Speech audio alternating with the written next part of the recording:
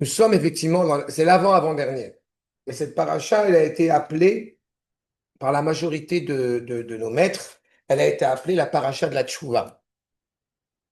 Et je me suis un petit peu amusé, j'ai envie de dire un peu en guise d'introduction, à regarder. Alors, je ne vais pas vous citer tous les versets, mais le sens m'a intéressé.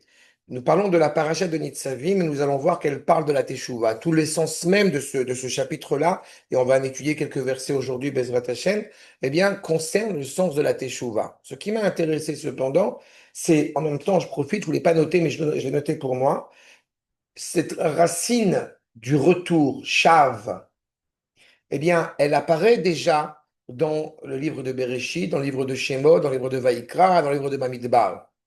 Elle a un sens qui n'est pas forcément celui que nous allons évoquer aujourd'hui, mais qui est intéressant. Dans le livre de Bereshit, on parle d'abord de retour, clairement. On va voir si c'est pas si c'est pas si rattaché au sujet qui est le nôtre. Mais on est dans le mois de Elul et il est clair que l'inclinaison naturelle qu'on entend autour de nous, c'est la notion de repentir et il faut revenir, refaire les mitzvot, etc., etc. Sauf que, je vous le dis dès maintenant, on va bien se rendre compte qu'en réalité, le premier sens de la Teshuvah, c'est d'abord le retour en Eretz Israël. C'est tout le sens de cette paracha qui est appelée la paracha de la Teshuvah. Et on va voir si en réalité ça s'inscrit comme une promesse, comme un souhait, comme une prière ou comme un énoncé qui est en train simplement de définir, de décrire, eh bien, la délivrance de notre peuple qui est en marche et qui est consolidée par ce retour, par cette Teshuvah en Eretz Israël. Je suis en train de lire le livre de Abraham Livni, Du Rav, Retour en Abraham Israël, Livni. pardon, du Rav Abraham Livni. Et donc, il parle, Bah, il y a au moins 5 facettes de la Teshuvah, bien au sûr, minimum, quoi. C'est un truc exactement. énorme. Mais sauf que, mais c'est tout à fait juste. Et le Rav Livni, Zachar Tzadik Reshleh Bracha, il y a tout un processus qui est extraordinaire, bien évidemment, chez lui. Là encore, c'est partie voilà, Chouchou. voilà, chouchou, ça va, mais en tous les cas, oui, évidemment. C'est toute notre pensée qui est inspirée par lui. C'est un homme extraordinaire. Et c'est un nom qui, encore une fois, qui est un incontournable quand on veut comprendre la pensée juive de notre temps et la spécificité du peuple juif et son rôle. Et J'ai justement, jamais entendu parler de lui. C'est quelqu'un qui m'a prêté son livre, et du coup, je l'ai le acheté. retour d'Israël ou Ouais, l'espérance du ouais. monde. Il a un autre Fantastique. article sur la prophétie qui est extraordinaire et je l'ai retrouvé sur Internet où il fait un cours et c'est extraordinaire. Mais il devait être séminariste et tout. Bon, c'est tout un processus qu'il y a derrière. Le fait est, en tous les cas, c'est que cette notion du retour, tel qu'on le voit d'abord dans le livre de Bereshit, évoque un retour physique. Un retour vers quelqu'un, un retour vers un endroit prédéterminé, mais en tous les cas, c'est en aucune façon une dimension moraliste de la Teshuvah. En aucune manière une dimension spirituelle de cette Teshuvah. Dans le livre de Vaïkra, on voit cette racine de char comme étant restituer un objet, un paiement. Je sais pas, Parashat Kedoshim, Shavat HaChefetz. On ramène quelque chose. Dans le livre de Bamidbar, nous parlons déjà un peu plus en avant, à la fois un retour physique et aussi une demande auprès d'Akadosh Baruch Hu. Et enfin, dans le Sefer Devarim, et notre paracha en particulier, on parle a priori de une dimension spirituelle qui serait le fondement même de la Teshuvah. Sauf qu'en réalité, je répète, le premier sens, encore une fois, qui pourrait nous interpeller dans cette dimension de la Teshuvah, n'est en aucune manière, il est temps de faire Shabbat, il est temps de manger kasher. C'est pas de ça qu'on parle. Et on va voir justement où est-ce que oui, on parle de ce retour aussi spirituel. Mais voyons, si vous me permettez, d'abord le Rambam, l'accord numéro 1 dans Ilchot Teshuvah. Kol HaNevi'im, Kulan, tous les prophètes nous ont indiqué, ont ordonné sur la Teshuvah, si vous, à la Teshuvah, Ve'en Israël nigalin ela b'teshuvah. Israël ne peut pas être délivré si ce n'est par la Teshuvah. Donc, a priori, on pourrait se dire, dans ce cas-là, effectivement, il est impératif de s'élever spirituellement et seulement après d'envisager la Aliyah. Je vous mets tout de suite en garde, ce n'est pas du tout ce que je pense, bien évidemment. Mais c'est un discours qu'on pourrait entendre, qu'on pourrait saisir, puisque Israël n'est pas délivré si ce n'est par la Teshuvah. Très bien, donc parlons de Teshuvah. Ce qui est surprenant malgré tout, c'est que les Kvar Ivticha Torah, la Torah a déjà promis qu'à la fin, chez Sauf Israël, la Sot Teshuvah, Sauf Galutan, que Israël, à la fin, fera Teshuvah, à la fin de son exil, ou Miyad Em Nigalim. Et de suite, ils sont délivrés. Ainsi qu'il est indiqué dans le verset, Shenema, Ve'aya ki avo alecha kol hadevarim, ve'shavta ad Hashem Elohecha, ve'shav Hashem Elohecha. C'est les versets que nous allons étudier. Mais alors on est très surpris. Le Rambam nous enseigne dans l'Ilchot Teshuvah la valeur du retour, qui est la condition a priori qui va garantir la délivrance, mais le référentiel, et nous allons le voir auquel il se réfère, c'est le retour en Eretz Israël. Donc ça ne va pas de mise avec cette idée de penser de prime abord que nous allons nous élever spirituellement et seulement après nous allons monter en Israël. Puisqu'en réalité, dès que la nation est en train de revenir en Eretz Israël, elle est déjà dans le processus de la Teshuvah. Est-ce que ça veut dire que les premiers pionniers qui sont revenus, qui n'étaient pas du tout attachés à la Torah, mais qui ont construit Eretz Israël, c'était déjà la Teshuvah? Alors, il y a deux problèmes dans ce que tu as dit, si je peux me permettre. Le premier, c'est que les premiers pionniers, à défaut de ce que malheureusement on enseigne dans l'académie et dans la manière de voir l'histoire dans l'État d'Israël moderne, laissent entendre que les premiers n'étaient pas religieux.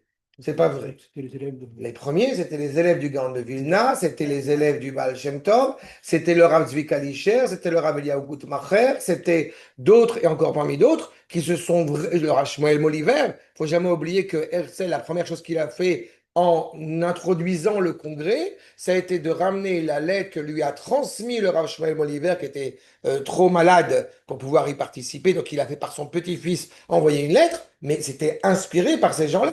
Il faut jamais oublier que le Rav du grand-père de Herzl, c'est le Rav Yehuda El-Kalai. Mais justement, mais par contre, je vais dans ton sens. Il est indubitable que les Juifs qui se sont rattachés à la volonté de construire Eretz Israël, quitte, pour utiliser dans le jargon, quitte à ne pas être religieux, c'est absolument absurde la phrase que je viens de prononcer. Elle n'a pas de sens. Je vais le dire autrement. Le Moufti de Jérusalem, si je ne vous avais pas livré cette anecdote, il marche chez Movezicho, va voir le Rav Chaim Sonnenfeld, qui était l'antithèse du Rav Kook au niveau de l'idéologie sioniste. Et le Rav Chaim Sonnenfeld, qui habitait à Yerushalayim, qui parlait du rabbi de Yafo, le Rav Kook, il avait un respect pour lui. Mais bon, il y a des idées qui tenaient sur de voir le retour des Juifs en terre d'Israël. Bon. Et le Rav Sonnenfeld, à qui le Moufti le sollicite pour dire, écoute, nous sommes tous les deux contre le sionisme. Il faut être vraiment arabe pour arriver à une conclusion pareille. Nous sommes tous les deux contre le sionisme. Viens, on s'associe. Vous voyez la grandeur, hein? Et le Rav Chaim Sonnenfeld répond, on ne peut pas s'associer. Parce que toi, tu es contre la dimension juive du sionisme, alors que moi, je suis contre la dimension goy du sionisme. Ça, c'est le Rav Chaim Sonnenfeld. Qu'aurait répondu le Rav Kook? Il n'y a pas de dimension goy au sionisme. Donc ça répond à la question. Ça veut dire que les Juifs, dits loin de la Torah, sont animés par une âme extraordinaire qui est déjà inscrite dans le processus de Teshuvah de la nation. C'est clair ce que je demande? Aujourd'hui, on se retrouve face à ces sionistes, enfin, de gauche qui ont quand même construit cette Oui, nation. mais avant de. Et qui aujourd'hui, ça crée quand même des tensions. Écoute, comme j'ai coutume de le rappeler, si les juifs de gauche étaient autant de gauche, comme j'ai coutume de le rappeler, je vais t'aider. Si les juifs de gauche étaient autant de gauche que Ben Gurion, Non, je m'arrange. mais aujourd'hui, ils sont de, en tout cas, ils ont créé un système qui les a amenés à Mais être- parce que en réalité, il y a une lettre que j'ai souvent eu l'occasion dans d'autres opportunités citées, qui est écrite en 1926, les Minyanam, par le professeur Gershom Scholem, qui est un grand kabbaliste universitaire connu, et écrit une lettre à Franz Rosenzweig en Allemagne là-bas. Et la lettre, elle a été publiée et traduite en français en l'occurrence dans un livre qui s'appelle L'aventure du langage de Monsieur Benjamin Gross. Et là-bas, il parle d'un danger encore plus grand que les Arabes. C'est la sécularisation de la langue hébraïque. On est en train, on ne se rend pas compte, nous sommes en train d'essayer de déconnecter la langue hébraïque de la Torah. Et c'est exactement ce que tu soulèves maintenant. Qu'est-ce qui a amené ces juifs-là à arriver à de tels drames? Et j'ai le sentiment un peu, c'est pour ça que je reviens sur mon travail que je vais commencer, qui est aussi un défi. Il y a une vraie prise de conscience aujourd'hui qu'il est vital, il est primordial de réinstaurer, peut-être qu'il peut sembler hybride, mais une identité juive qui peut-être est troublée chez nos compatriotes qui se sont totalement déconnectés de la Torah. Et quand je dis déconnectés, c'est pas seulement déconnectés d'un point de vue spirituel et d'un point de vue religieux. L'ignorance les a déconnectés. Et c'est ce que dira notamment Yaakov Khazan. On a voulu créer une génération d'hérétiques, on a fait une génération d'ignorants. Aujourd'hui, le vrai danger, c'est pas le fait d'être de gauche, c'est l'ignorance la plus totale sur le sens de cette identité juive. Et cette ignorance-là, elle prend aujourd'hui un bouleversement depuis 2-3 ans qui est absolument extraordinaire, dont on ne sait pas expliquer l'origine. Mais ils sont même plus sionistes.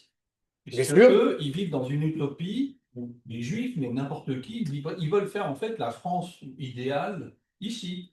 Mais il n'y a rien de juif dans leur truc. Oui, Enfin, mais la majorité, elle n'est pas là. C'est ce qui est rassurant. oui, Heureusement, mais la majorité, mais tu as raison, mais la Ouais, majorité, elle n'est pas là. Ceux il y a qui une masse parlent. critique qui fait Tu as tout voilà, à fait raison. Tu as tout à fait cette raison. masse critique, elle est très Exactement. importante, même si c'est pas la Non, majorité. non, mais c'est important de signifier, mais c'est important d'être conscient que malheureusement, en dépit de ce que les médias veulent nous transmettre, ce n'est pas la majorité du peuple. Non, c'est sûr que non. Et ça, c'est fondamental. Bah, c'est Mais pour il est ça certain. qu'ils sont violents. Bien sûr. Donc, politiquement, tu sombres dans la violence parce que tu ne peux pas obtenir ce que tu veux mesure. démocratiquement, on va dire. La violence, c'est l'expression, c'est la reconnaissance de ta minorité, Exactement. de ton état Tout à fait. minoritaire, du fait que tu as perdu. C'est des mauvais perdants, après, c'est tout. Moi, j'ai quand même l'impression que l'un des problèmes qu'on risque d'avoir à gérer là, c'est bon, justement toutes ces personnes qui risquent de venir de France notamment, mais peut-être d'autres pays, à cause de l'antisémitisme, entre guillemets, et donc pas véritablement par un vrai sionisme, entre guillemets, c'est-à-dire qu'ils vont arriver là sans avoir justement cet attachement à la Torah, et ils vont juste arriver là parce qu'ils ont l'impression de ne pas pouvoir aller ailleurs. Ces gens-là, il va y avoir un vrai travail à faire, sinon ils vont être en souffrance, en douleur, et ça va être mauvais C'est comme les Russes pour le pays. juifs qui... Oui. Enfin, Mais ça s'appelle encore une fois la teshuva be'ira. Une teshuva motivée par la crainte, par la peur même du châtiment, plutôt qu'une teshuva motivée par l'amour. Mais on le sait, elle existe. Je te renvoie encore une fois, si tu as le temps, avant les fêtes, je m'enverrai sur la playlist. Mais j'avais fait un cours sur le sens du chauffard et je te renvoie au cours que j'avais fait sur le grand, moyen et petit chauffard. Je crois que tu te rappelles, parce qu'on a, je crois pas que Nathalie était déjà là, mais elle était là. C'est pas si nul. Mais j'avais refait ce cours parce que c'est un cours essentiel, tu vois bien les choses. Encore une fois, la mitzvah n'est pas dépendante de la volonté. Je ne suis pas méprisant à l'égard d'un juif qui revient en Israël, quelle que soit sa motivation. C'est pas grave, on travaille. Ceux qui sont prêts à entendre, je suis d'accord avec toi, il y en a qui ne sont pas prêts à écouter, et j'en suis la preuve vivante qu'il y a des gens qui ne veulent pas entendre. C'est pas grave. Moi, j'assume, je continue mon bonhomme de chemin, et il y a des gens avec la maturité, ils arriveront à comprendre et à écouter la valeur, encore une fois, de cette Torah que je défends. Parce que ce qui m'importe, j'ai déjà dit plusieurs fois, c'est pas moi, c'est la Torah que je les défends. Maintenant, pour reprendre ta problématique, il est évident que ça s'inscrit, on aura le temps d'en reparler avec les cours qui suivent, mais ça s'inscrit aussi dans un processus de la délivrance où, comme il est usuel de rappeler le Mashiach ben Yosef, Yosef Gematria Tzion, d'abord on sort de prison. D'abord on sort. Après on verra ce qu'on fait. Mais d'abord on sort. Le retour en Israël motivé par cette identité, encore une fois, qui prend tout son sens, mais qu'on le veuille ou qu'on ne le veuille pas, les aïeux de ceux que tu as rapportés, les aïeux, quand Herzl, je rappelle, a proposé l'Ouganda, pas malgré lui, n'est-ce pas, proposé l'Ouganda malgré lui, ceux qui ont refusé l'Ouganda étaient leurs aïeux à eux. C'est ça, hein. Pas les aïeux de nos pères à nous, si on peut dire comme ça. Parce qu'il y avait une réelle intensité, à dire une réelle intention, à ne renier absolument pas la terre d'Israël. Et je me permets déjà dès à présent de te rappeler que le Rav Kook a voulu créer un mouvement qui prend de plus en plus de sens aujourd'hui, qui s'appelle Degel Yerushalayim, qui est là en parallèle avec Degel Tzion, qui n'est pas à la place du drapeau de Tzion.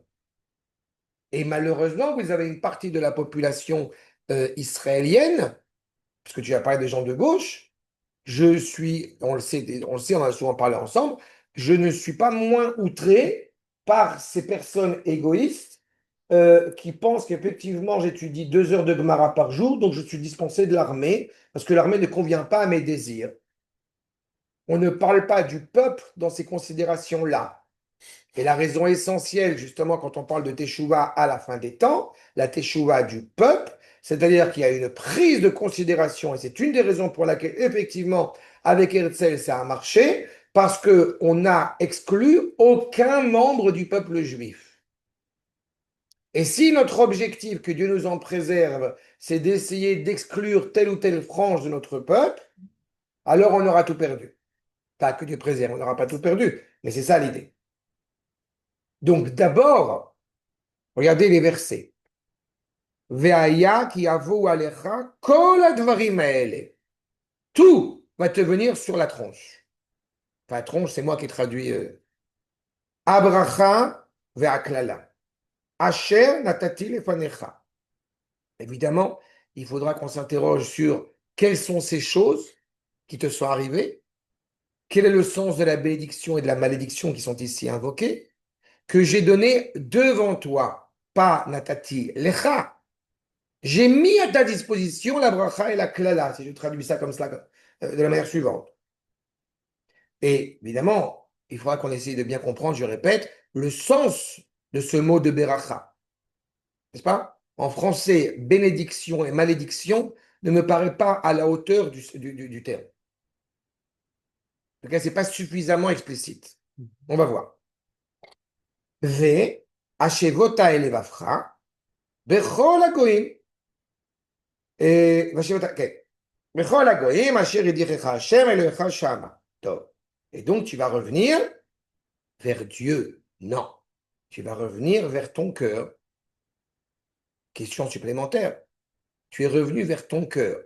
Bah, dit Ve'ashavta El Libecha. C'est quoi l'Evafra? Bechol Hagoyim. Parmi toutes les nations que Akash Baruch Hu t'a envoyé là-bas, et Akash Baruch Hu, donc ton Dieu, qui t'a envoyé là-bas. Petite suggestion rapide aussi. Qui t'a envoyé là-bas? Yudke Vavke. Je n'ai pas compris.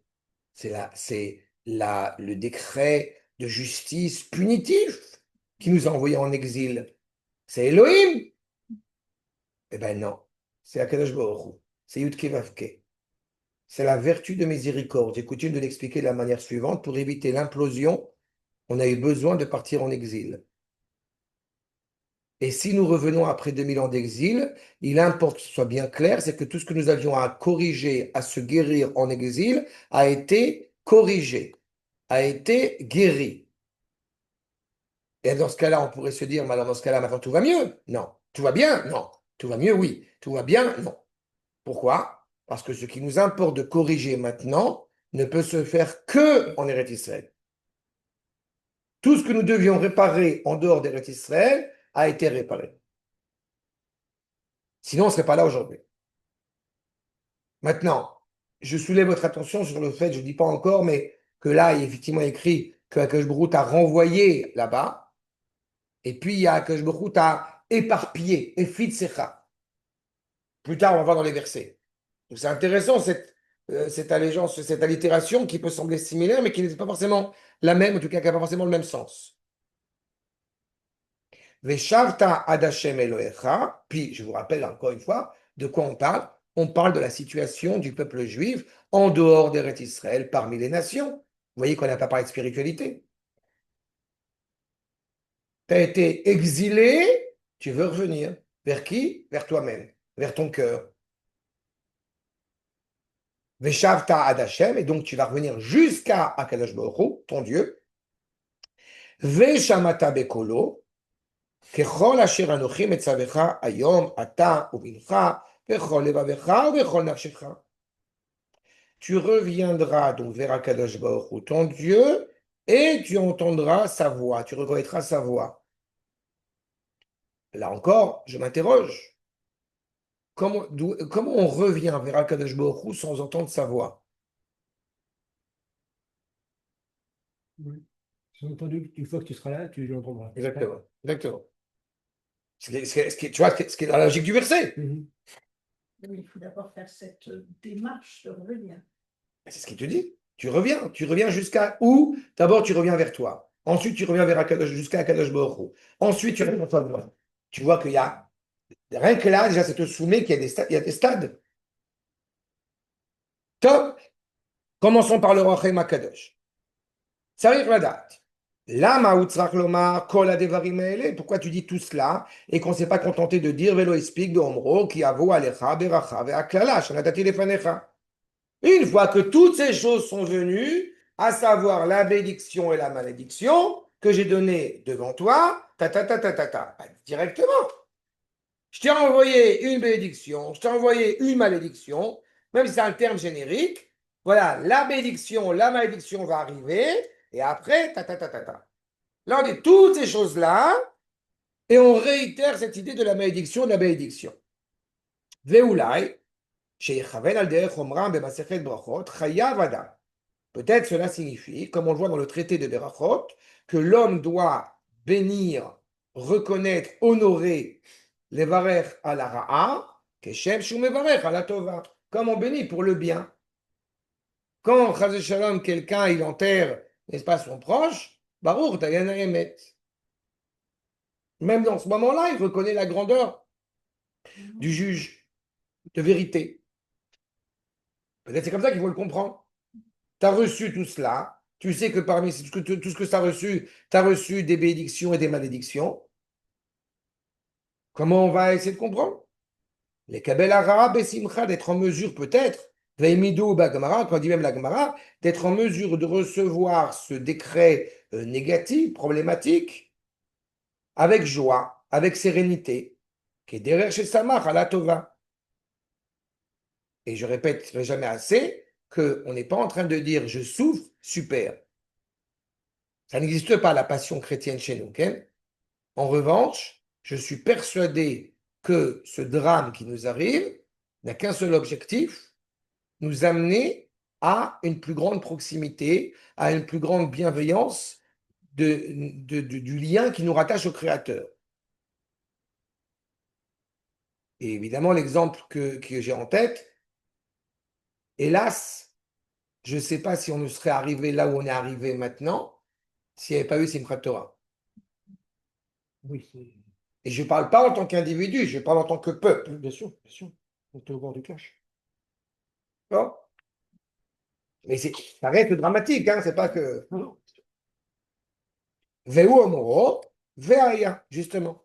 Veaya, on sait ce que ça ressemble, on sait ce que ça rappelle. Veaya, la shon simcha. Veaya, kitavo et la arrête, il n'y a pas de joie si ce n'est en Eretz Israël. Quand c'est veaya, c'est un passé qui devient un futur, donc c'est une joie, parce que l'âme Israël, il va de l'avant. Veaya, chez la shon simcha, qui avoue les chakol à des varim, tekablam besimcha, reçois-les avec joie. La preuve, les bénédictions comme les malédictions. Il y a certaines personnes, tu parlais tout à l'heure justement, Elia, du rapport comment dirais-je, de certains citoyens israéliens qui voudraient habiter en Suisse, ou qu'Israël devienne la Suisse. Eh bien, j'ai coutume pour ma part de dire, je crois que l'erreur, la grosse erreur, elle commence là. je ne dis pas que c'est ce que tu penses toi, mais on entend cette idée-là. Je voudrais que l'État d'Israël, qu'on n'ait plus de problème. Il y a un moyen de ne plus avoir de problème, c'est après 120 ans. Là, il n'y a plus de problème. Là, on est tranquille. Mais à l'échelle individuelle comme à l'échelle collective, et en tant que père de famille, je suis aussi bien placé pour en parler, je suis très content que mes enfants ils soient à la maison. Quand ils sont à la maison Shabbat, je kiffe, je profite. Mais à côté de ça, c'est jamais de tout repos. C'est ce qu'on entend dans certains milieux occidentaux, surtout pas d'enfants, parce que ça va gêner notre stabilité, notre couple, notre vie, à l'échelle globale. Écoute, faites ce que vous voulez, foutez-moi la paix. C'est justement ce qu'on ne veut pas. Reçoit ce qui peut être appelé Beracha et Klala. Je vais vous traduire un petit peu maintenant ce terme-là. Le sens de Beracha, je vous rappelle, c'est un ajout de l'élan vital. Bet, Resh, Chaf, 2, 20, 200. C'est-à-dire que c'est le début de la pluralité. La Beracha, c'est pas t'as de la chance. La Beracha, c'est t'as plus que ce que tu attendrais d'avoir. Ça, c'est la Beracha. C'est clair comme définition? Et la Klala, ça vient du terme Kal. C'est tout n'a plus d'importance. Tout est d'une légèreté, mais j'allais dire d'une légèreté maladive, problématique. Quand plus rien n'a d'importance, c'est-à-dire qu'on a perdu le sens même de ce que représente cet élan vital. Et donc, il nous est clairement demandé, a priori, d'arriver à prendre cette bracha et cette klala avec un même élan. C'est-à-dire que les obstacles et les moments de bienveillance et les moments de bien-être, d'arriver à les vivre pleinement. À mon humble avis, mais encore une fois, ça n'engage que moi, j'ai le sentiment qu'on est capable d'arriver à cela une fois que la malédiction, elle est derrière.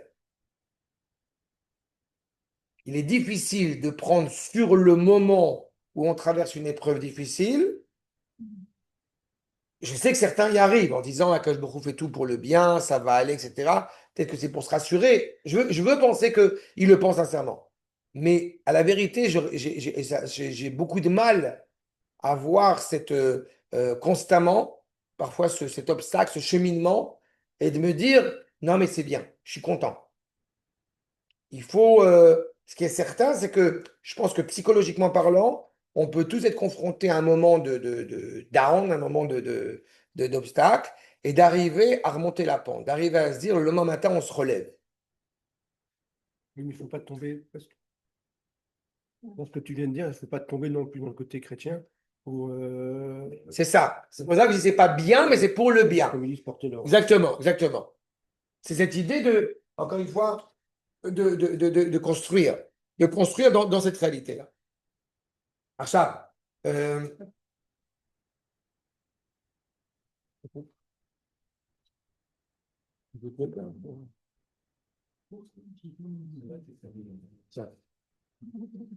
עכשיו, je poursuis.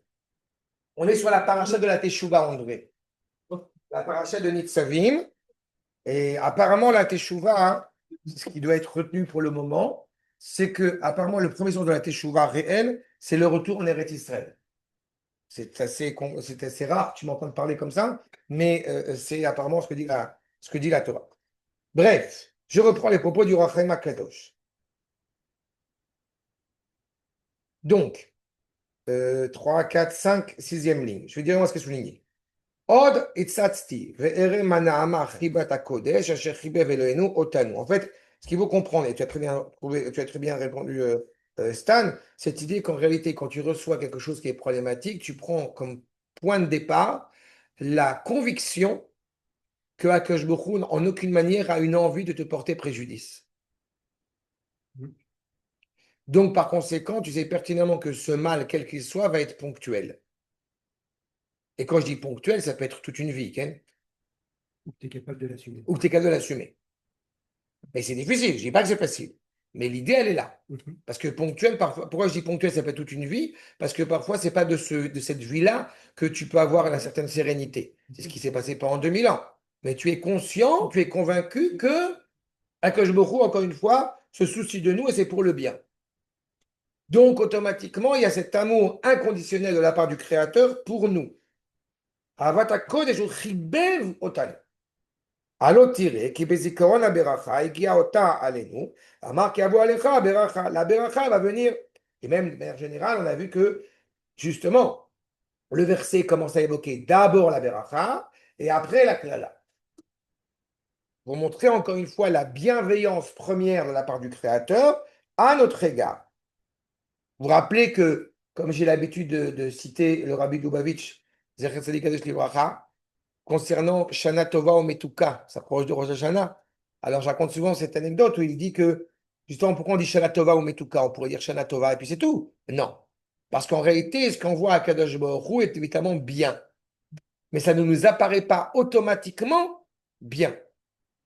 Donc, on se souhaite que cette année, elle soit bonne, du point de vue du Créateur, sans aucun doute, et qu'elle soit douce à tes yeux. De la même manière qu'on va tremper, n'est-ce pas, la pomme dans le miel pour adoucir les effets de la justice. Quelles sont les vertus thérapeutiques de la pomme trempée dans le miel? La pomme, de manière générale, elle va assécher les effets, comment dirais-je, les effets enivrants du vin. Donc, de la même manière que le vin est en midatadine, la pomme, elle va adoucir ses effets.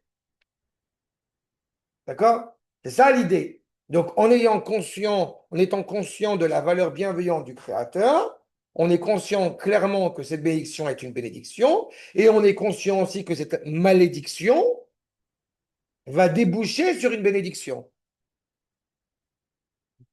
D'accord? Ou bezikaron la klala, maraklala, shenatati lefanecha, velo alecha. Autant la bénédiction, elle vient sur toi, parce que je vous crois une volonté de donner, autant la malédiction, elle apparaît devant toi, pas sur toi. Pourquoi? Quelle différence entre venir sur toi et devant toi? C'est que si c'était effectivement sur toi, ça voudrait dire que Akash Bokhu est animé par une cruauté extraordinaire. Alors que si elle vient devant toi, tu peux l'éviter. Bien sûr. Et ses actions, et parfois, en ce qui nous concerne, de la nation tout entière. Dois-je peut-être le rappeler quand même? Mais j'ai eu l'habitude de rappeler ces derniers mois, ces dernières semaines, sur le fait que il y a certaines personnes, comme vous le savez certainement, dont je tairai le nom, bien évidemment, pour ne pas dire du mal, de Ari Deri, de Tzipi Livni, de Dan Khaloutz et de qui encore, et de Oud Barak, bien évidemment, qui nous ont expliqué, et Shaoul Mofaz, bien sûr, qui n'ont pas fait de chouva, évidemment, sur ces sujets-là, qui quand même ont eu la grandeur la grandeur de l'intelligence suprême de nous expliquer combien il était impératif de donner, ils ont utilisé le terme de rendre, bien évidemment, de donner le Gush Katif, parce que sinon, nous recevrions des bombes sur Sderot et sur Ashkelon. Donc, heureusement qu'on a donné le Gush Katif, ce qui nous a permis quand même d'avoir une certaine sérénité depuis ces dernières années. Voilà. D'accord? Donc, il est évident que Natati Lefanecha, Akash Baruch Hu, il n'était pas en train de signer les accords d'Oslo, si j'avais besoin de le rappeler. Pourquoi Dieu nous en...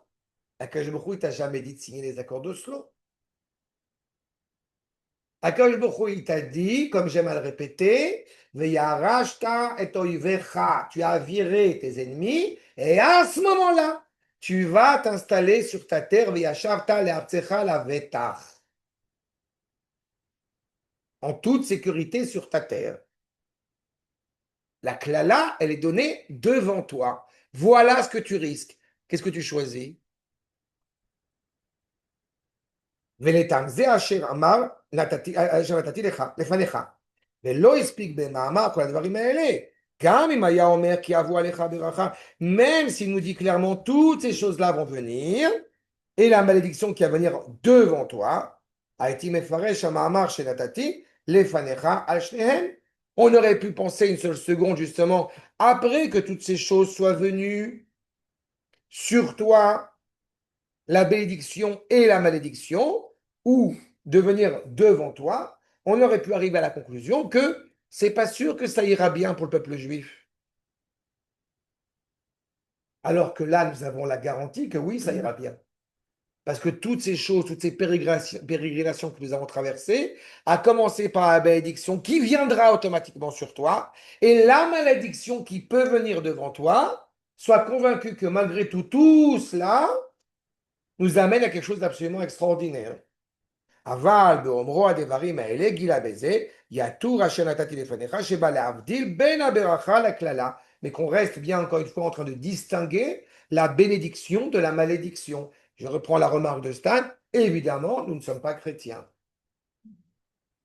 Pas? Nous n'avons aucun idéal à souffrir. Mais la souffrance peut exister.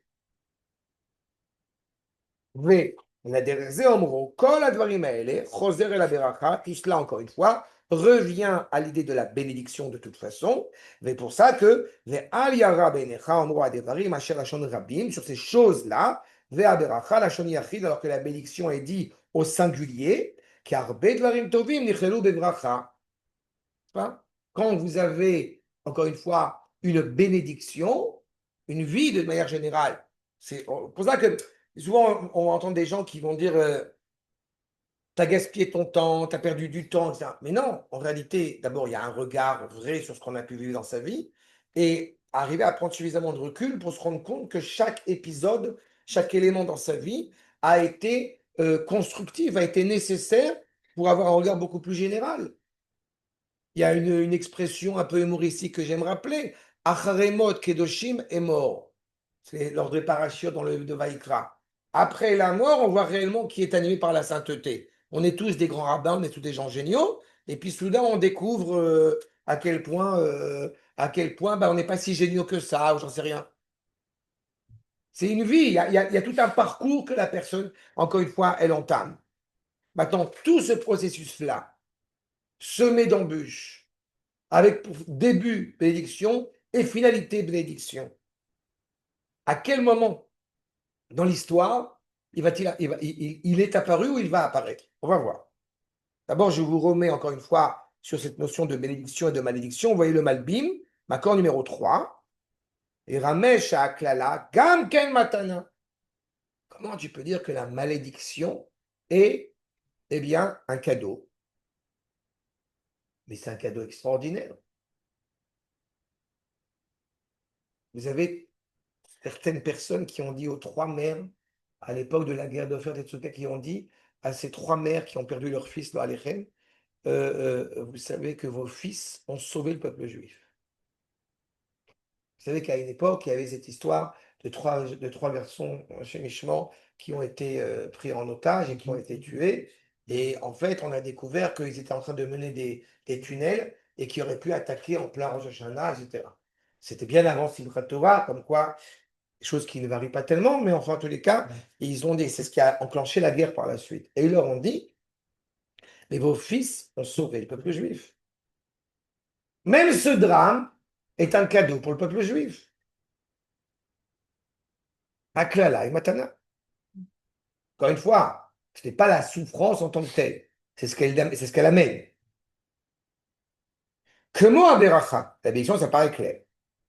Le'avircha, letachlit anirtza. Puisque en réalité, Excuse-moi, mais la Klala, elle est au niveau du peuple ou au niveau de l'individu, elle est plutôt au niveau de l'individu, non? non, elle est d'abord au niveau du peuple. Elle est d'abord au niveau du peuple. La problématique qui est soulevée par. J'ai soulevé ça ces dernières semaines, encore une fois, en famille et dans d'autres endroits, mais la problématique sur le monde dit Haredi, qui part à l'armée, qui part pas à l'armée, qui a un problème face aux gens loin de la Torah, qui sont en train de s'insurger, à juste titre, contre cela, ça vient d'une racine profondément problématique, à savoir, quelle est la valeur de la Torah aux yeux du peuple juif? Et l'un comme l'autre voient la Torah comme quelque chose qui est extérieur à eux, en réalité. Parce que s'ils voyaient la Torah comme quelque chose qui est intrinsèque à nous, alors on ne s'interrogerait pas sur la valeur de l'armée. Et si à l'inverse, on comprenait à tel point la Torah est importante, alors on ne serait pas en train de mener des cheminements qui sont absolument abjects et affreux à l'égard de nos compatriotes dits Haredim. C'est pour ça que je dis que c'est d'abord au niveau du peuple. Et il y a des implications, bien évidemment, au niveau de l'individu.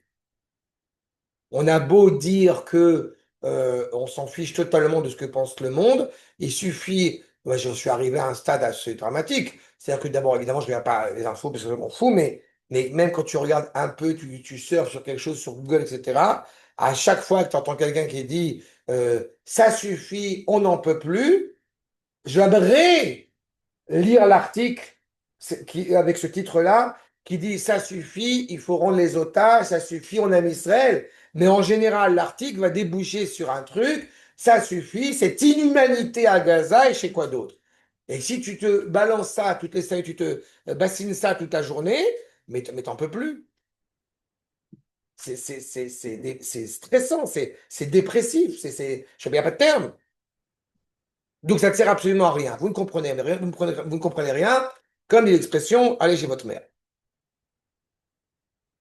Ou votre père. Mais en tous les cas, c'est pour ça que je dis, cette implication du peuple, elle est confrontée à des ennemis extérieurs, mais elle a des implications intérieures.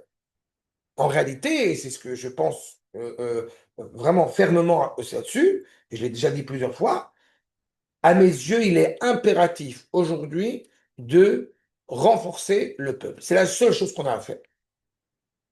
Je ne pense, en dépit de tous ces esprits malsains qui veulent détruire et qui veulent constamment que ce soit avec une kippa, sans kippa, il m'apparaît essentiel de dire on avance.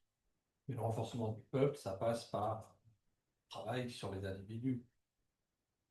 Je suis partie de ces petites personnes qui essayent de faire modestement ce que je peux. Mais tu as tout à fait raison. Mais évidemment, c'est un travail qui a des répercussions sur les individus. Mais il faut aussi toujours pareil prendre du recul, encore une fois. C'est pour ça que je dis, quand le Malbim te dit cette malédiction est une bénédiction, mais quel pas, quel énorme pas on a fait depuis 3 ans. Avec une rapidité, mais c'est impressionnant. Quand on regarde ça comme ça, on ne se laisse pas aller aux vicissitudes des médias et de certains idées. Il vaut mieux qu'on ne se rende pas compte en réalité, parce que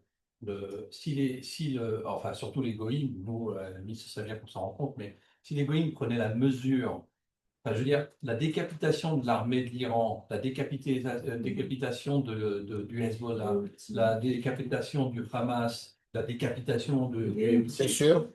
aucun pays fait ça. Ouais. Je veux dire, mais C'est sûr. c'est tellement. Prendre des C'est- leçons. Non, mais mais justement, ils ne veulent pas prendre de leçons de chez nous. Ils sont terrifiés à l'idée C'est le que- Premier ministre. C'est le Premier ministre yéménite qui est mort, c'est ce que j'ai compris.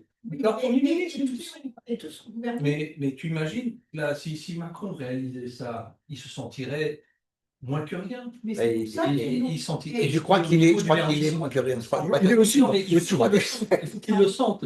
Mais à nouveau, quand tu expliques à quelqu'un qu'il est moins que rien, eh ben, il va avoir Ouais. des. Mais il est des impératif choses, que nous soyons conscients de cette réalité-là. Mais c'est curieux, effectivement, qu'en interne, on ne ressent pas tellement l'ampleur. Je pense sincèrement, terrestre. non, je pense qu'on le ressent, mais je pense que, je répète, il y a des forces maladroites qui veulent nous empêcher de le ressentir et qui veulent nuire à ce Je touche ressenti. un peu ce truc. Exactement. Ah oui, parce que le problème, c'est que plus il y a de la réussite, plus quelque part tu renforces la présence divine. C'est C'est évident. pour ça que le combat, il est mené. Donc les gens ils disent c'est pas possible. C'est plus Akadosh Baruch Hu est présent, tu le sens. Et ça, il y a des gens qui font un peu résistance, quoi. Parmi les gens, comme tu dis, ça peut être insupportable. Voilà. Mais c'est fabuleux. Enfin, c'est vrai, tu as raison, les répercussions de Simchat Torah, c'est fabuleux. Alors peut-être qu'on aurait pu le faire autrement, c'est vrai, en faisant l'économie des victimes, mais Les ça s'est passé comme ça s'est universitaires, passé, les hein. universitaires historiens te diront on ne fait pas l'histoire avec des si. Mais il est certain qu'on a une maladie psychologique, le peuple juif. Il est temps que ça cesse, mais heureusement que ça ne dépend pas de nous, que la délivrance ne dépend pas du comportement d'Am Israël, mais dépend de la volonté d'Akadosh Baruch Hu, qui elle est inconditionnelle. Ça rassure.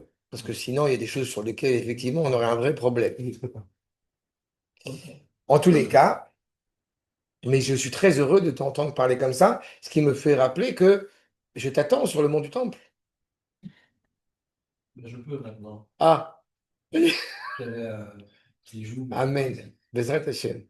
Je vois les mains. Donc, en tous les cas, Ça m'attend. Avec joke. Arsham. En tous les cas, le Ktava Kabbalah, vous voyez, on poursuit cette problématique-là. Donc, tout cela, encore une fois, n'a qu'un seul but, accomplir la volonté du Créateur. C'est le sens même de cette bénédiction et de cette malédiction. Poursuit le Ktava Kabbalah, accord numéro 4. Aberacha, Besha, Sheayu, Maasim, Masecha, Retsuim. En fait, la bénédiction, c'est toi qui l'as fait. Tu fais ce qui est souhaitable aux yeux du Créateur, c'est une bénédiction. Srar mitzvah, mitzvah. Tu fais le bien. Tu es animé à faire le bien, à œuvrer pour le bien, à propager du bien. Ve'aklala, kasher kilkalta ma'asecha, asher edichecha. Et évidemment, la klala, c'est quand, eh bien, tu fais exactement l'inverse, quand tu as souillé tes actes. J'ai un ami qui m'a dit il n'y a pas longtemps, il y a un mois de ça, avec qui j'étais justement de différents colloques, il m'a dit une phrase qui m'a fait très plaisir. C'est cette idée de dire qu'on enseigne la Torah à une personne, deux personnes, trois personnes, 15 personnes. L'idée même, pour celui qui aime ça, d'enseigner la Torah, mais il n'y a pas de meilleur, de plus grand kiff que ça. Et d'enseigner et d'étudier, là, mais c'est exactement ça. Maasecha retsuim, en, Ashchina elle est là. Tashiv el lidecha, ki hu yitberach, et dichecha betoch ha'amim. Justement, amène-toi à ton cœur à comprendre que c'est Akadosh Baruch Hu qui t'a renvoyé parmi les nations, et ce n'est pas innocent, ce n'est pas soudain, ce n'est pas soudainement ce qui s'est passé, ce qui ne remet pas en cause, bien évidemment, la malsénité, la pourriture des Goïms sur ce qu'ils nous ont fait, mais en tous les cas, Gam lo ishtirecha litrachek mimcha, kezorek chefetz miyado leafrido miatzmo. C'est pas qu'Akadosh Baruch Hu nous a jetés, je veux plus vous voir, vous n'êtes plus mon peuple. Non, Hachem t'a mis là-bas pour une raison très précise. Rak kemediar vedochek davar miyado leat sheyad hamediar davka tamid banidach. En réalité, je t'ai renvoyé là-bas, mais j'ai toujours une main mise sur toi. J'ai toujours un lien indéfectible avec toi. La preuve, c'est que le peuple juif, malgré toutes les volontés et tous les déboires que nous avons traversés à travers notre histoire, eh bien, n'a pas, ne peut et ne pourra pas disparaître. N'est-ce pas, quand je vous rappelle les propos du Ramat Vali notamment, sur le fait qu'on ne peut pas se reposer en exil, c'est notre plus grande bénédiction. C'est-à-dire qu'en réalité, c'est la colombe, n'est-ce pas? La colombe Yona, c'est l'image d'Israël, qui n'a pas trouvé de repos pour déposer ses pieds et qui est constamment, encore une fois, sur le chemin du voyage. Mais en fait, c'est une protection pour Israël. Maintenant, quand tu me demandes c'est quoi la raison, c'est ce que j'ai soulevé au tout début. C'est pour éviter l'implosion. Pour éviter la... Aujourd'hui, on ne risque plus cette implosion. Non, c'est fini. C'est fini.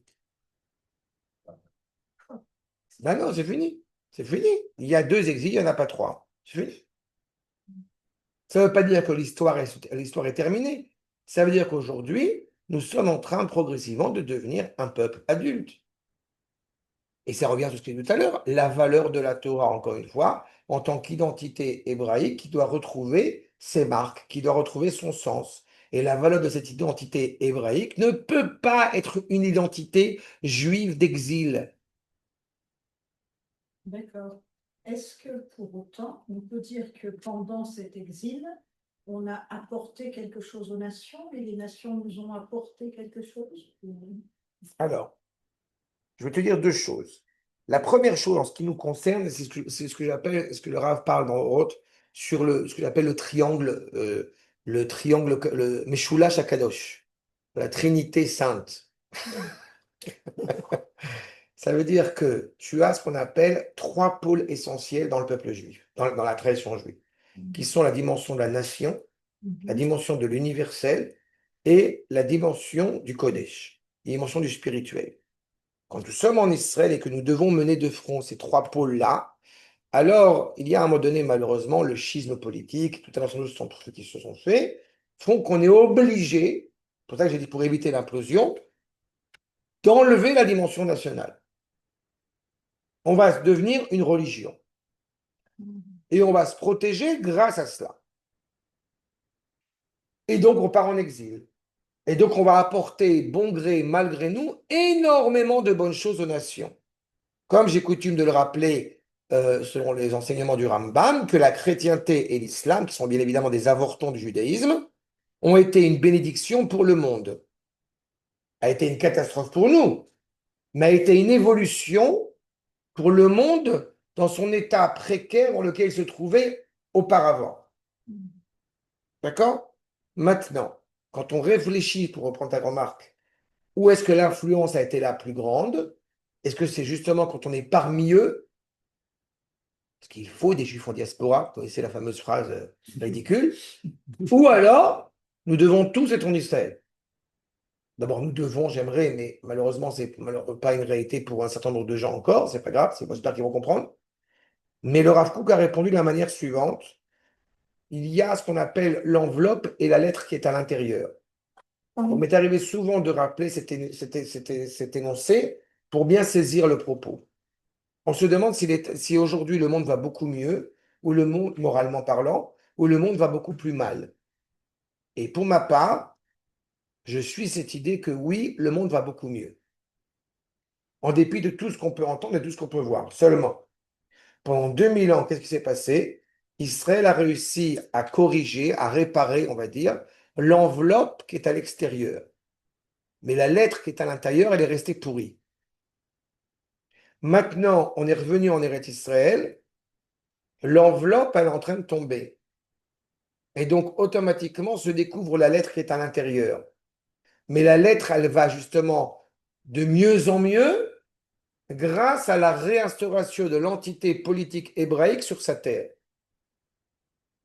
Donc, il est indubitable que, du point de vue d'Israël, notre influence est d'autant plus grande maintenant qu'elle ne l'a été pendant 2000 ans. Parce que maintenant, on a un siège à l'ONU. C'est un peu ça l'idée, quoi. Mais finalement, le produit de la galoute, c'est le fait d'avoir survécu. Bien sûr. Ça veut dire qu'en fait, en dépit de tous les challenges, tu as ce miracle, en fait, que le peuple juif existe encore en près de 1000 ans sans terre. Donc ça prouve déjà quelque chose. Et le reste, l'influence, l'impact qu'il y a eu, je pense que c'est plutôt un sous-produit. On ne peut pas s'empêcher de. Parce que c'est la nature profonde d'Israël de vouloir réparer le monde, ce qui est tout à fait légitime, ce qui est tout à fait juste. Mais il y a il y a un terme qui est souvent dit et qu'on voit ça avec admiration. Je suis plus perplexe que ça. Ouais, je suis plus perplexe que ça. C'est concernant le nombre de prix Nobel. Et les prix Nobel, à mes yeux, sont en réalité pas une bonne chose. Parce qu'on met l'accent sur le fait que vous avez des juifs qui ont un certain nombre de prix Nobel dans le monde, mais en fait, on met en valeur notre capacité à s'assimiler à la culture ambiante. Les gens qui ont reçu les prix Nobel n'ont jamais été vus comme juifs. Ils ont été vus comme français, ils ont été vus comme polonais, ils ont été vus comme américains, ils n'ont pas été vus comme juifs. En tout cas, évidemment, on n'a pas oublié de leur dire, on n'a pas oublié de dire qu'ils étaient juifs, et pas pour des bonnes raisons. Alors que je trouve qu'il est beaucoup plus noble d'avoir le prix Nobel de l'économie israélienne ou d'avoir le prix Nobel de littérature, Shai Agnon, israélienne. Parce que je trouve que là, ça met en valeur la cohérence et l'authenticité de notre peuple. Ce qui s'est passé ces dernières années. Exactement. Il y a beaucoup de prix Nobel qui sont issus du tertiaire. Exactement. Exactement. Et là, je trouve que ça prend tout son sens. Mais la capacité des Juifs, malheureusement, ce qui est le cas, à vouloir s'assimiler, à être capable de s'assimiler dans la culture environnante et d'exceller même dedans, c'est une des plus grandes maladies, une des plus grandes tares, peut-être un avantage, mais un des grands problèmes de notre peuple. C'est justement la problématique que, je rappelle, nous avons dit en Égypte en disant nous ne sommes pas venus nous installer, mais nous sommes de passage ici.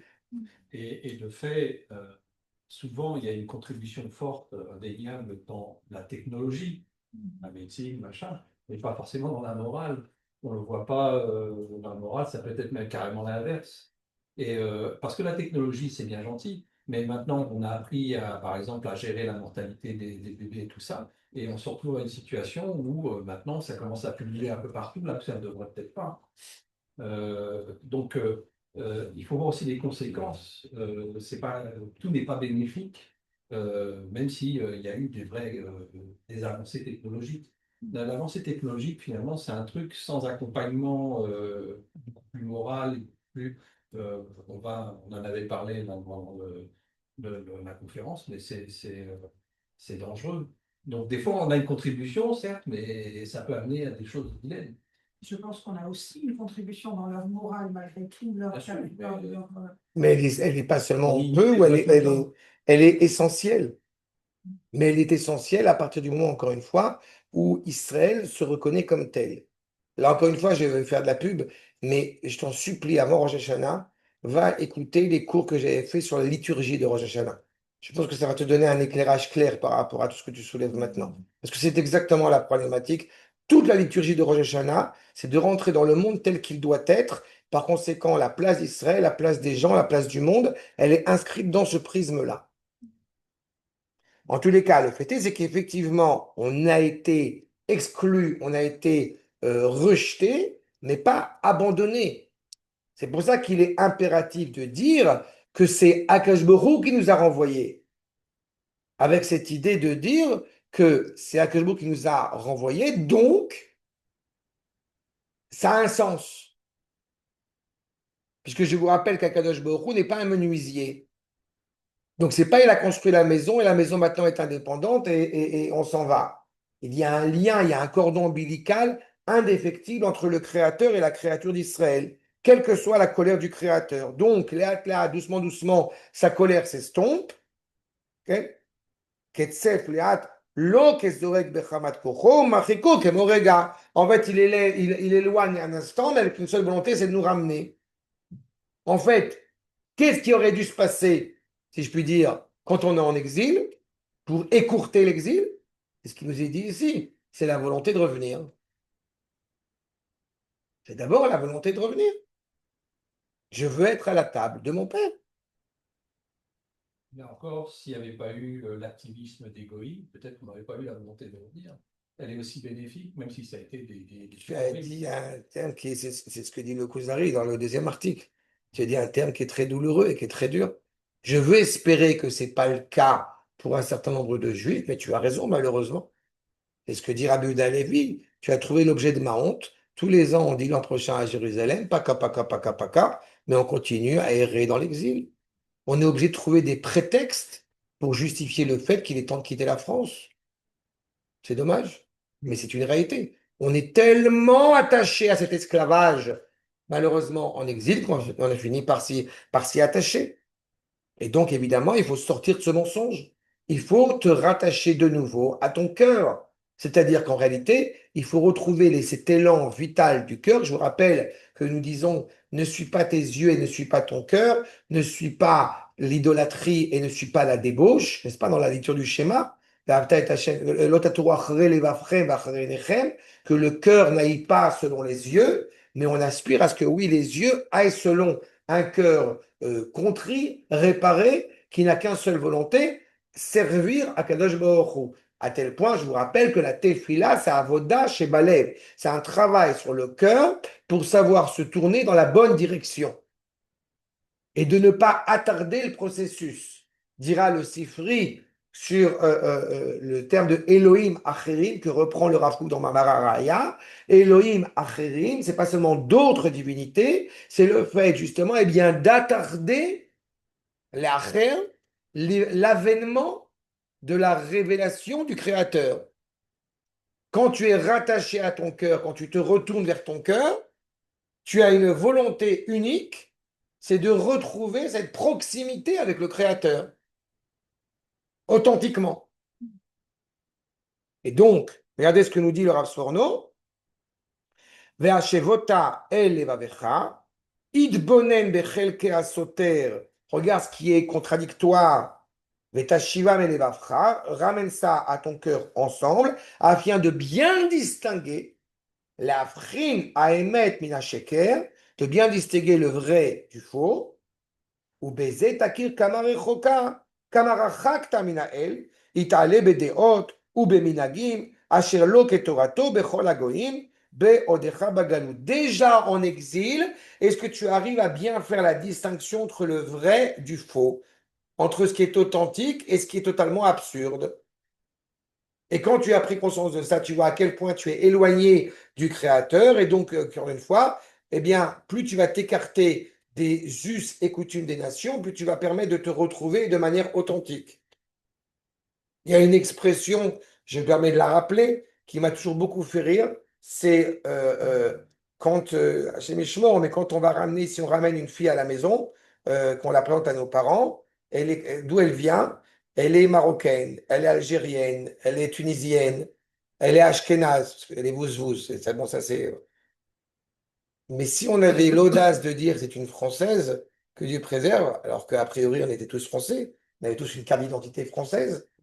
Mais si je me rappelle dans ma jeunesse, quoi, si on avait l'audace de dire elle est française, ça veut dire qu'on a compris qu'elle est bretonne.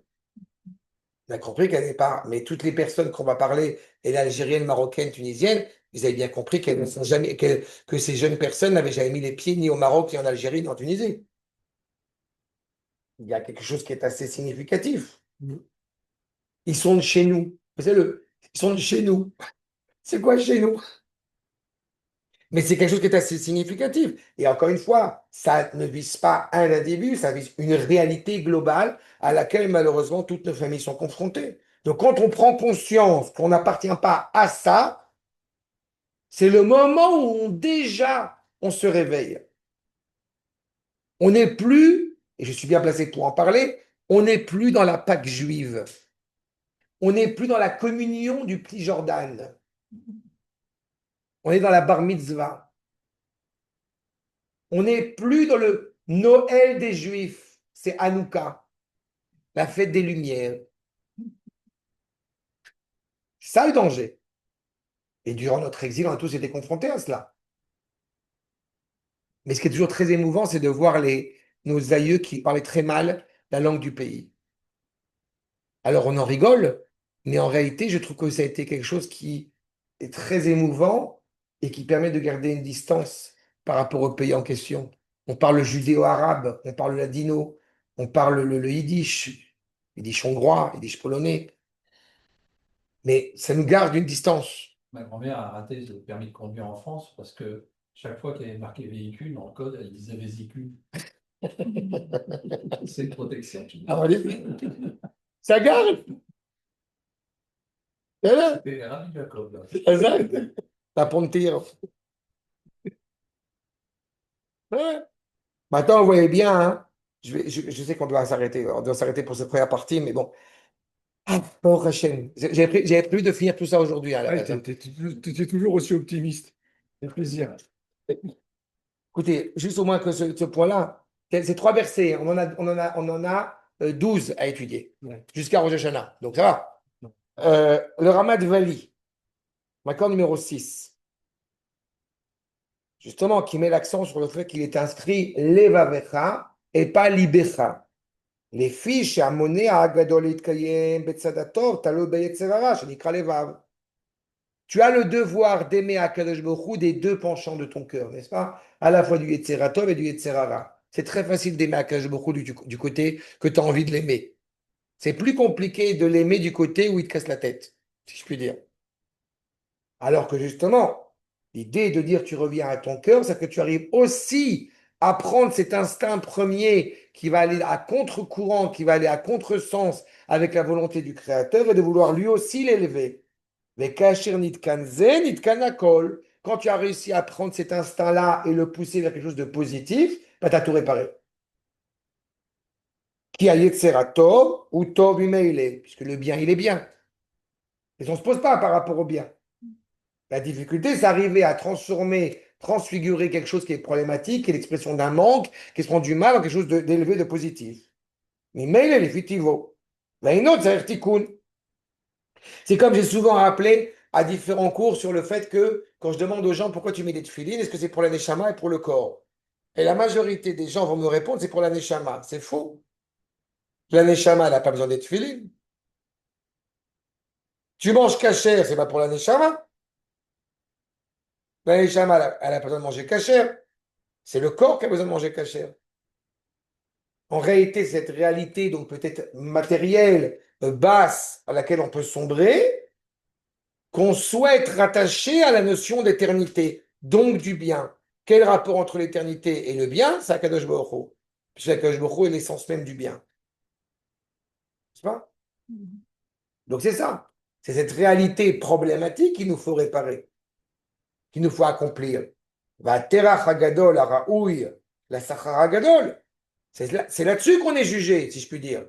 C'est sur l'effort et le mérite est d'autant plus grand vis-à-vis de quelqu'un qui va développer, qui va décupler ses efforts à transformer quelque chose qui pourrait être problématique chez lui en quelque chose de noble.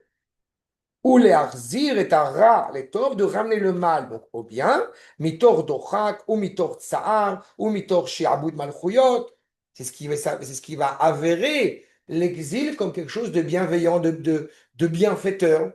On va être en exil au milieu des nations, ben on va réussir à vouloir justement se retransformer, se retrouver. De réparer ce qui a été quelque part souillé par nos pères, par nos aïeux. Tu ne te sens pas bien en exil, c'est que tu es en bonne santé. Dans le processus de la tchouva, j'aime rappeler le Rav de Rota Tchouva, Pérécrète, sur le fait, j'avais fait des cours là-dessus aussi, sur le fait qu'il y a comme une transplantation d'organes et le corps rejette un organe étranger. Ben, si ton corps rejette un organe étranger, c'est que tu es en bonne santé. Ce qui est vraiment étranger. C'est-à-dire que si c'était un organe qui était bénéfique, tu l'intègres, tant bien. Mais cette idée du Yetzerara, cette idée de quelque chose qui était étranger à nous, le fait que le corps le rejette, quelle que soit la souffrance que cela suscite, mais le fait que le corps le rejette, c'est le signe que tu es en bonne santé. Si tu ne te sens pas bien quand tu es en France, si tu ne te sens pas bien quand tu es en exil, eh ben, ça veut dire que tu es en bonne santé. Tu as besoin de respirer un air pur, vivifiant. Et c'est pour ça que, vous voyez, ma cour numéro 7, Triya Tauma, Ialisot, Shel Binyan, Atshuva, Agdola. La restauration, la résurrection de la nation est le fondement même de la teshuva par essence, de la grande teshuva par essence. Le retour d'Israël, teshuvat Israël el Yona, et teshuvat haolam kulo, grâce au retour d'Israël sur sa terre, il permet au monde entier de faire teshuva. Pas que le monde entier, les anges tutélaires, toute la création. Elle retrouve son essor premier. Je m'arrête là-dessus, mais le Ramban, je m'arrête juste sur le Ramban. De quoi on parle dans cette paracha? Pas de ce qui s'est passé en Égypte, pas de ce qui est passé pendant 2000 ans, de ce qui se passe maintenant. La paracha de Nitzavim, qui est la paracha par excellence, qui parle de la Teshuvah, de quoi elle parle? Elle énonce un fait établi pour l'avenir du peuple juif. Nous dit le Ramban, Vaya ki avo alecha kol advarim haele, ha-parasha hazot atida. Tout ce qu'on parle dans cette paracha, c'est pour maintenant. Qui kol inyana lo hayu velo nivreu. Pourquoi il dit ça de manière aussi convaincante? Parce que tout ce qui est dépeint dans cette paracha n'a jamais été vécu jusqu'au 5 Iyar 5708. Aval, em atidim liot. Elles vont être, dans le futur, clairement évoquées. D'accord? Un dernier point, ainsi, quand même, malgré tout, le Natsiv, Makor numéro 9. Parce que pour terminer sur cette première évocation, voyez le Natsiv de Vologine, Makor numéro 9. Parasha Zu i Parashat Geoula. Ben voilà. C'est quoi la Teshuvah? C'est la délivrance du peuple juif. Tu sais, Nathalie, que j'ai eu l'occasion de demander à des gens, vraiment, qui se disent donc Haredi, orthodoxes, que vous voulez, est-ce qu'aujourd'hui, les gens sont encore aussi inconscients à comprendre ce que le peuple juif traverse à notre génération? Et la réponse que j'ai eue, elle m'a troublé, mais je la comprends. Et c'est une des problématiques qui est soulevée dans la société aujourd'hui hébraïque et dans le monde haredi. On ne peut pas ignorer ce qui est en train de se faire. On ne peut pas ignorer ce qui se passe. Seulement, il est impératif qu'on essaie de se protéger. Ça veut dire quoi? Ça veut dire que aujourd'hui, la jeunesse, par exemple, dans le monde haredi, est en plein bouleversement. Et certains rabbinim essayent de conserver, je vais utiliser un terme un peu pompeux, essayent de conserver leurs ouailles du mieux qu'ils peuvent. Mais comme les rabbins en France essayent de conserver leurs ouailles, malheureusement. Mais l'histoire nous dépasse. C'est la paracha de la Géoula, la Teshuvah, elle ne commence pas par nous, elle commence par Akadosh Baruch Hu. Et ça s'inscrit en nous, ça se produit par nous. Et c'est ça ce qu'on est en train de nous dire. Nevoa Broura, c'est une prophétie claire. Sedera Géoula Atida, Bepartout Kasher voir. Tout ce qui est en train d'être décrit est exactement la délivrance du peuple juif, comment elle va s'opérer. Et comme justement, Vekemoshe, Ibier Hashem le Moshe, comme Akadosh Baruch Hu l'a déjà enseigné à Moshe Rabbeinu, Seder Geulat Mitzrayim, Me'achel, Ad Machirat Yam Souf. Avant même que Moshe il soit descendu en Égypte, Akadosh Baruch Hu lui a dit, voilà comment ça va se passer. Est-ce que ça ne veut pas dire que les Haredim manquent un peu de émouna, de confiance, s'ils se sentent obligés de créer ce mur pour D'abord, d'abord, ça serait bien qu'ils étudient la Emouna pour comprendre s'il manque de Emouna. Et comme ils n'étudient pas la Emouna, donc ils n'ont pas de problème de Emouna, ils n'ont pas d'Emouna. Plus tard. C'est un petit problème. Pour ça suppose étudier la Torah avec plus de profondeur. Évidemment. Étudier le Tanakh avec plus de profondeur. Mais bon, ça les remet surtout eux en question parce que quelque part, c'est aussi l'éducation, la transmission qu'ils font. Si elle était vraiment bonne, Ils ne sont pas armés pour ça. Les enfants ne s'éparpilleraient pas, et malgré les tentations, Ils ne sont pas armés les pour ça. sollicitations et les stimuli. J'entends. Ils ne sont pas armés pour ça. Ils ne sont pas armés pas physiquement, ils ne sont pas armés mentalement pour ça. Et la réalité fait qu'effectivement, nous assistons à clairement on a déjà souvent parlé, la problématique de l'Occident qui vient imposer sa culture à des réalités qui nous sont totalement étrangères, qui nous sont totalement En fait, ils ont contraires. ramené une mentalité de galoute. Oui, Parce qu'en galoute, il fallait se protéger pour pas être. oui, mais tu as aussi la réalité malheureusement dans l'État d'Israël où tu as beaucoup de choses et d'actes de personnes, de certaines personnes qui vont à l'encontre avec des valeurs essentielles de la Torah. Bien sûr. Malheureusement. Et c'est ça la problématique. On est encore une fois, on est en train. Mais ce que je vous dis là, c'est un stade très important, mais c'est un stade plus tardif. D'abord, et c'est ce qu'on doit retenir aujourd'hui, c'est que le premier sens de la Teshuvah, c'est revenir en Eretz Israël. Point final. D'accord?